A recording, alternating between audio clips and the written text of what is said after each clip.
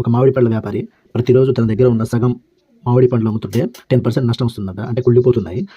అలా 3 రాత్రుల్లో 1983 మామిడి పళ్ళు కుళ్ళిపోతే అతను మొదటి రోజు ఎన్ని మామిడి పళ్ళని అమ్మాడని క్వశ్చన్. అయితే వాడేమన్నాడు, ప్రతిరోజు సగం మామిడి పళ్ళనే అమ్ముతున్నాడు ప్రతిరోజు. అలా అమ్ముతుంటే వాడికి 10% నష్టం వచ్చింది. 10%. దీని ఫ్రాక్షన్ తీసేస్తే 1/20 వస్తుంది క్యాన్సిల్ చేస్తే. అయితే వాడేమన్నాడు, 3 రోజులు అంటే 3 రాత్రులు అలా అన్నప్పుడు 3 రాత్రులు అని అన్నప్పుడు దీన్ని మనం హోల్ క్యూబ్ చేద్దాం. 3 కాబట్టి హోల్ క్యూబ్, అంటే హోల్ స్క్వేర్.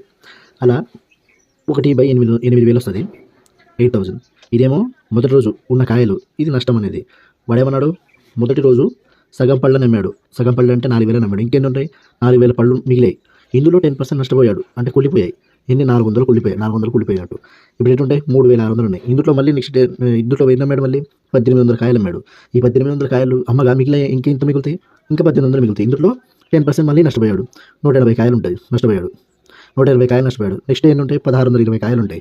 ఈ 1,620 కాయల్లో మళ్ళీ సగం అమ్మేశాడు, ఇంకా సగం మిగులుతుంది. అదే ఈ సగంలో మళ్ళీ 10% నష్టపోయాడు. ఈ సగంలో మళ్ళీ 10% నష్టపోయాడు. ఎన్ని, 81 కాయలు నష్టపోయాడు.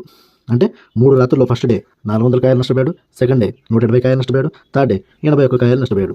ఈ కాయల మొత్తానికి విలువ 661 కాయలు నష్టపోయినట్టు. అయితే ఈ 661 కాయల విలువ క్వశ్చన్లో 1983 అయితే ఈ 8,000 అంటే మొదటి రోజు ఉన్న కాయలు ఇవి 8,000. ఈ 8,000కి ఎంత, 661 ఇంటూ 3 చేస్తే 3 పోతుంది.